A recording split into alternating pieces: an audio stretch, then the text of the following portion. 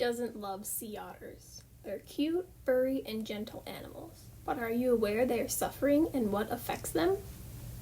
Sea otters are a keystone species, meaning the ecosystem depends on them. They live in the Pacific coast along Russia and Alaska, but also central California. They eat about 25 to 30% of their body weight in sea urchins, fish, clams, snails, worms, and squid every day. If sea otters were extinct, sea urchins would devour the kelp forest, which contributes to carbon dioxide levels being extremely high.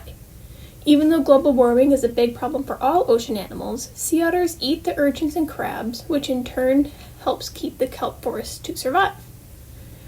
Kelp takes in huge amounts of carbon dioxide, releasing oxygen into the air. If the kelp forest were depleted, the carbon dioxide would build up in the ocean, leading to higher ocean acidity. High ocean acidity makes it harder for corals to build their skeleton, giving homes to many animals, which in turn makes the sea temperatures rise. Based on recent calculations, sea otters increased carbon storage in kelp forest to be equivalent to annual carbon dioxide emissions from 3 to 6 million cars. Back in 1911, sea otter numbers were down around 2,000 due to overhunting for their pelts. Sea otter pelts were valued for their rich and luxurious fur, which has nearly 1 million hairs per square inch, the thickest fur of any mammal.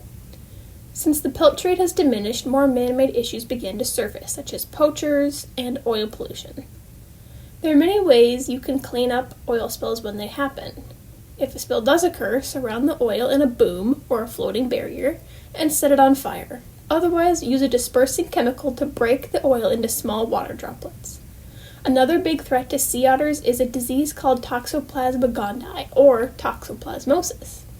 This threat comes from cats and can be picked up by algae blooms, seaweed, or settled to the sea floor. These blooms of toxoplasmosis can be fatal and cause brain infections. Now, how can the average American help to improve a sea otter's environment? Switch to a vegetable or fruit-based detergent and household cleaner. There's no oil, which can damage their internal organs and coat, leaving them unable to stay warm. Do not buy beverages with the 6-pack rings, but if you must, cut them up before recycling. Don't flush your cast litter or waste. Find alternative single-use plastics like metal or glass straws, fabric bags, a bar of soap. And then lastly, pick up litter on the beaches or roads. Who doesn't love sea otters?